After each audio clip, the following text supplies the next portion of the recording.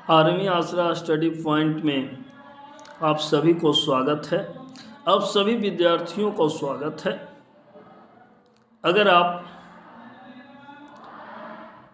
Bihar board और वर्ग 10वीं के विद्यार्थी हैं और अच्छा स्कोर करना चाहते हैं तो हमारे चैनल आर्मी आसरा स्टडी पॉइंट के साथ जुड़ें। आज हम एक केमिस्ट्री का एक महत्वपूर्ण topic chemical reactions and equation का ऑब्जेक्टिव क्वेश्चन लेकर आए हैं।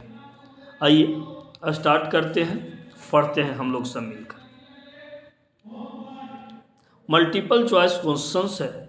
एक क्वेश्चंस कह रहा है कि अभिक्रिया CuO प्लस H2 रिएक्शन करती है और प्रोडक्ट यहाँ पे निर्माण करती है Cu प्लस H2O। तो इस किस प्रकार की रिएक्शन है? तो ये रिएक्शन देखिए क्या कह रहा है। ये रिएक्शन कह रहा है कि CuO प्लस H2 ये आपस में रिएक्शन कर रही है और यहाँ पर बन रहा Cu प्लस H2O। तो 10वां क्लास में आप लोग पढ़े होंगे तो जानते होंगे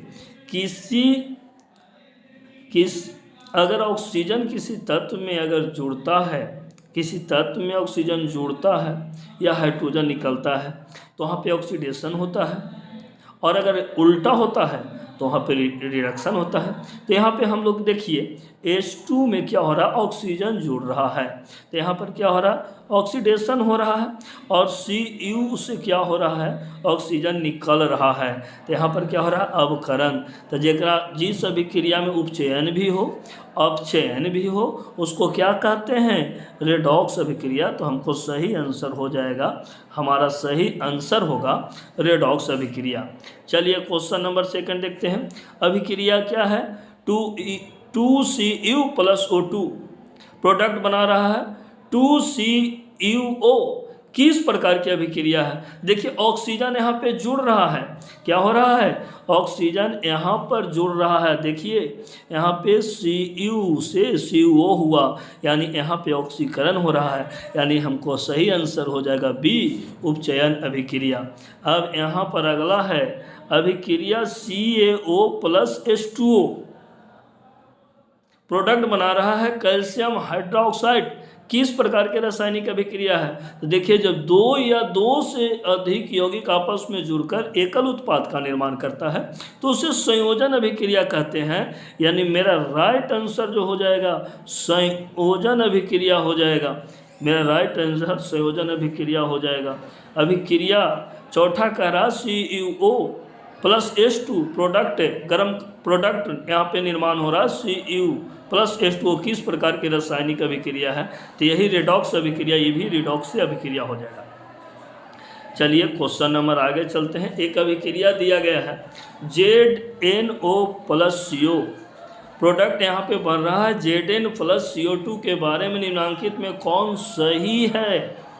ZnO उपचयित होता है, CO2 उपचयित होता है, ZnO अपचयित होता है। क्या हो रहा है देखिए दोस्तों, क्या हो रहा है, ZnO से ऑक्सीजन निकल जा रहा है तो ऑक्सीजन निकलना यानी अपचयित होना, यानी सही मेरा आंसर जो हो जाएगा राइट, आपका जो हो जाएगा C हो जाएगा।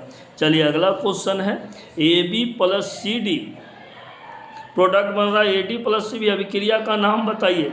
तो यहाँ पर देखिए क्या हो रहा है, इस पर देखिए A जो है D के साथ गया है और B जो है C के साथ गया है, यानी यहाँ पे डबल डिस्प्लेसमेंट रिएक्शन हो रहा है। यहाँ पे हम लोग कह सकते हैं कि उभय विस्थापन अभिक्रिया हुआ है, उभय विस्थापन अभिक्रिया हुआ है। अगला अभिक्रिया, अगला क्वेश्चन नंबर 7। क्वेश्चन नंबर 7 क्या कहता है समझिए। यहाँ पे देखिए एकदम ध्यान से, अभिक्रिया 2Cu प्लस O2, देखिए वही बात आ गया, प्रोडक्ट बना रहा 2CuO यानी इसमें क्या हो रहा है, इसमें दोस्त ऑक्सीजन जुड़ रहा है, यानी ऑक्सीडेशन हो रहा है। किसका ऑक्सीडेशन हो रहा है, तो बताइए किसका ऑक्सीडेशन हो रहा है, यानी कॉपर का ऑक्सीकरण हो रहा है। चलिए क्वेश्चन नंबर हम आगे देखते हैं, निम्नांकित में से कौन सही है। तो देखिए Na2CO3 इंटू 10⁻A, यानी कहने के मतलब इसमें जो है सोडियम धोबिया सोडा का सूत्र कौन है, ये ऑप्शन नंबर आपका 20 सही हो जाएगा। चलिए आगे क्वेश्चन चलते हैं। क्वेश्चन आगे कहता है, जब सोडियम हाइड्रोक्साइड को जिंक से अभिक्रिया करता है तो कौन सा उत्पाद बनता है। और बिहार बोर्ड 2013 में पूछा हुआ है, आप लोग को हम पढ़ाए थे तब बताए थे कि जब सोडियम हाइड्रोक्साइड जिंक से अभिक्रिया करता है तो सोडियम जिंकेट का निर्माण करता है। तो यहाँ पे हम लोग राइट आंसर जो हो जाएगा कौन हो जाएगा, आपका राइट आंसर जो हो जाएगा आपको हम लोग कह सकते हैं डी हो जाएगा। चलिए आगे देखते हैं दोस्तों, निम्नलिखित में कौन सा उत्पाद लेड नाइट्रेट को गर्म करने से प्राप्त होता है। तो हम पढ़ाए थे कि लेड नाइट्रेट को जब गर्म करते हैं तो नाइट्रोजन डाइऑक्साइड और ऑक्सीजन गैस निकलती है, यानी दोस्तों यानी सही मेरा आंसर कौन हो जाएगा, डी हो जाएगा। चलिए आगे देखते हैं, आगे क्या कहता है, लाल तप्त आयरन पर जल वाष्प प्रवाहित करने पर कौन सा यौगिक प्राप्त होता है। तो हम बताए थे कि लाल तप्त आयरन पर जब जल वाष्प प्रवाहित किया जाता है तो वहाँ पर बनता है Fe3O4, यानी मेरा राइट आंसर हो जाएगा सी। अगला 12 क्वेश्चन नंबर 12 देखते हैं, सिल्वर क्लोराइड का रंग क्या होता है। कौन नहीं जानता, सब कोई जानता है सिल्वर क्लोराइड का रंग कैसा होता है। तो आप लोग जानते हैं कि श्वेत होता है, यानी राइट आंसर हमको हो जाएगा श्वेत। आगे देखिए क्वेश्चन आ गया बहुत इंपॉर्टेंट, फेरस सल्फेट क्रिस्टल का रंग कैसा होता है। कौन नहीं जानता है कि इसका जो रंग होता है ये भूरा होता है, यानी भूरा होता है। चलिए आगे जानते हैं, नाइट्रोजन डाइऑक्साइड के धुएं का रंग कैसा होता है। तो नाइट्रोजन डाइऑक्साइड का धुआं का रंग कैसा होता है, अगर न भी जानते हैं तो जान लीजिए कि इसका रंग जो होता है, इसका जो होता है रंग भूरा यानी भूरा होता है। आगे देखिए कितना हल्का क्वेश्चन, श्वसन किस प्रकार की रासायनिक अभिक्रिया है। तो कितना बार बताए हैं कि श्वसन जो है ऊष्माक्षेपी अभिक्रिया है। क्वेश्चन नंबर आगे है, साग सब्जियों का विघटित होकर कंपोस्ट बनना किस प्रकार की अभिक्रिया है। तो कितना बार बताए थे, ऊष्माक्षेपी अभिक्रिया है। चलिए आगे क्वेश्चन हम लोग देखते हैं, उपचयन वह प्रक्रिया है जिसमें, देखिए क्या कह रहा, उपचयन वह प्रक्रिया है जिसमें ऑक्सीजन का योग, ये भी सही है, ऑक्सीजन जुड़ता है। हाइड्रोजन का वियोग यानी हाइड्रोजन हटता है, यह भी सही है। इलेक्ट्रॉन का त्याग यानी ये भी सही है, यानी राइट आंसर हो जाएगा हमको डी, उपयुक्त सभी हो जाएगा। चलिए क्वेश्चन नंबर हम लोग 18 देखते हैं, अभिक्रिया जिसमें आयनों का आदान प्रदान होता है कहलाता है। कौन नहीं जानता है, और हम पढ़ाए भी हैं कि जिसमें आयन का आदान प्रदान जो होता है अभिक्रिया, उसको हम लोग कहते हैं द्विविस्थापन अभिक्रिया। कौन अभिक्रिया कहते हैं, द्विविस्थापन अभिक्रिया। तब मेरा आंसर सही हो गया द्विविस्थापन अभिक्रिया। निम्नांकित में कौन समीकरण संतुलित है। देखिए कितना बढ़िया क्वेश्चन है। अब यहाँ पे देखिए भाई, मैग्नीशियम के एक परमाणु इधर, तो मैग्नीशियम का एक परमाणु है, इधर ऑक्सीजन के 2, इधर कितना है 1 है, तो ये तो आंसर नहीं हो जाएगा।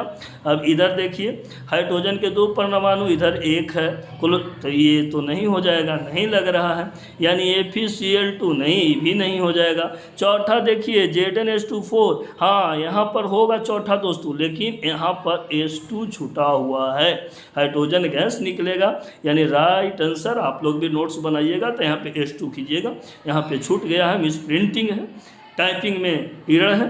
चलिए क्वेश्चन नंबर हम लोग 20 की ओर आगे बढ़ते हैं। 20 क्या कह रहा है? ओ वे अभिक्रियाएं जिनमें उत्पाद बनने के साथ साथ ऊष्मा भी उत्पन्न होती है कहलाती है। तो कौन नहीं जानता है दोस्तों कि ये ऊष्माक्षेपी अभिक्रियाएं कहलाती है। क्वेश्चन नंबर आगे, क्वेश्चन नंबर 21, वे अभिक्रियाएं जिनके घटित होने में ऊर्जा अवशोषित होती है कहलाती है। क्या कहलाती है? तो ये जब ऑप्शन देखिए और अगर बढ़िया से हम पढ़ा दिए हैं तो मार दीजिए ऐसे ही। ऑप्शन नंबर डी ऊष्माशोषी अभिक्रिया। अगला हम लोग देखते हैं भाई, अगला क्वेश्चन क्या कह रहा है। देखिए, कली चूना जब जल में डाला जाता है तब अभिक्रिया होता है, ऊष्मा निकलता है दोस्तों। यानी हम लोग समझिए कि कौन अभिक्रिया, तो ये जो हो जाएगा अभिक्रिया, कौन अभिक्रिया? ऊष्माक्षेपी अभिक्रिया। चलिए क्वेश्चन नंबर आगे 23 में हम लोग बढ़ते हैं। 23 में बढ़िए भाई, 23 में बढ़ते हैं तो क्या होता है? नम वायु की उपस्थिति में लोहे की बनी नई वस्तुओं पर कुछ समय पश्चात जंग लग जाता है। यही जंग लगने का पश्चात क्या बताया कि संक्षारण उभाव प्रक्रिया है, जिसमें क्या होता है कोई भी धातु वायु आर्द्रता आदि के संपर्क में क्या होता है, धीरे धीरे नष्ट होता है। और इस प्रक्रिया को क्या कहते थे? तो इस प्रक्रिया को संक्षारण कहते थे। नहीं, अब क्वेश्चन नंबर आगे देखते हैं क्या कहता है। देखिए कितना बढ़िया क्वेश्चन है। क्वेश्चन जरा समझ कर पढ़िए। अम्लीकृत जल से होकर विद्युत धारा प्रवाहित करने पर कैथोड पर H2 गैस एवं एनोड पर O2 गैस मुक्त होती है। यह किस प्रकार की अभिक्रिया है? तो क्या बताए थे? अगर विद्युत धारा से टूटे तो क्या बताए थे? वही, हाँ, वैद्युत अपघटन। बहुत बढ़िया, बहुत बढ़िया। चलिए हम लोग क्वेश्चन नंबर आगे देखते हैं। निम्नलिखित में कौन सा पदार्थ सूर्य प्रकाश के प्रभाव से अपघटित हो जाता है? तो क्या बताए थे? देखिए, यह AgBr याद है? हाँ, AgBr। हाँ, इसके बाद अगला हम लोग चलते हैं। कहता है सिल्वर नाइट्रेट के जलीय विलयन में सोडियम क्लोराइड के जलीय विलयन डालने पर विलयन से सिल्वर क्लोराइड पृथक हो जाता है। देखिए फिर आ गया कौन अभिक्रिया? सिल्वर क्लोराइड पृथक हो जाता है। यानी दोस्तों इस अभिक्रिया को कौन अभिक्रिया? अवक्षेपण अभिक्रिया। कौन अभिक्रिया? अवक्षेपण अभिक्रिया कहते हैं। अब निम्नांकित में कौन रेडॉक्स अभिक्रिया है? तो पहला तो कोई अगर रेडॉक्स अगर बढ़िया से अगर आप लोग पढ़े होंगे तो जेकरा में क्या हो? रेडॉक्स के मतलब क्या? जेकरा में ऑक्सीडेशन भी हो और जेकरा में रिडक्शन भी हो। नहीं, तो हम लोग को यहाँ पर पता करना है। तो पहला तो कोई ज़िंदगी में नहीं, दूसरा तो कोई ज़िंदगी में नहीं, तीसरा तो कोई, हाँ, इसमें लग रहा है नहीं। 100% आंसर राइट है। यानी ऑप्शन नंबर डी जो हो जाएगा सही हो जाएगा। इसके बाद क्वेश्चन नंबर 29 में आइए भाई। शरीर में भोजन का पाचन किस प्रकार की अभिक्रिया है? तो क्या बताए हैं? शरीर में भोजन का पचना किस प्रकार की अभिक्रिया है? तो ये जो है उपचयन अभिक्रिया है। कौन अभिक्रिया है भाई? ये उपचयन अभिक्रिया होता है। कौन अभिक्रिया? उपचयन। तो याद कर लीजिएगा, शरीर में भोजन का पचना किस प्रकार की अभिक्रिया है? तो उपचयन अभिक्रिया। अगला क्वेश्चन कर, अम्ल और क्षार के बीच अभिक्रिया होने पर लवण एवं जल बनते हैं, यह अभिक्रिया कहलाती है। कौन नहीं बताया था कि इस अभिक्रिया को उदासीनीकरण कहते हैं? अगला क्वेश्चन नंबर अगला दोस्तों, क्वेश्चन नंबर अगला, बस लास्ट क्वेश्चन है आज का। वसायुक्त अथवा तैलीय खाद्य सामग्री को जब लंबे समय तक रख दिया जाता है तो उसका गंध एवं स्वाद बदल जाता है। याद है? क्या बताए थे? जब तैलीय खाद्य पदार्थों को, वसायुक्त खाद्य पदार्थों को जब लंबे समय तक रख देते थे तो उसका गंध एवं स्वाद दोनों बदल जाता था। इसको हम लोग क्या कहते थे? विकृत गंधिता। तो क्या होता है विकृत गंधिता में? क्या होता था? ऑक्सीजन के कारण क्या होता था? उपचयित हो जाना। तो यानी हमारा राइट आंसर है उपचयित हो जाना। क्या हो जाना? उपचयित हो जाना।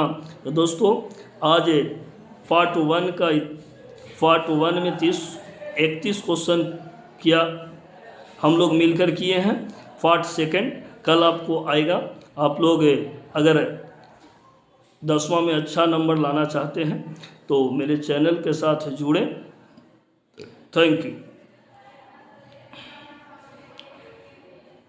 और चैनल को सब्सक्राइब ज़रूर करें और घंटा का बटन भी ज़रूर दबाएं ताकि जैसे यहाँ से वीडियो रिलीज हो आप लोगों तक पहुँचे।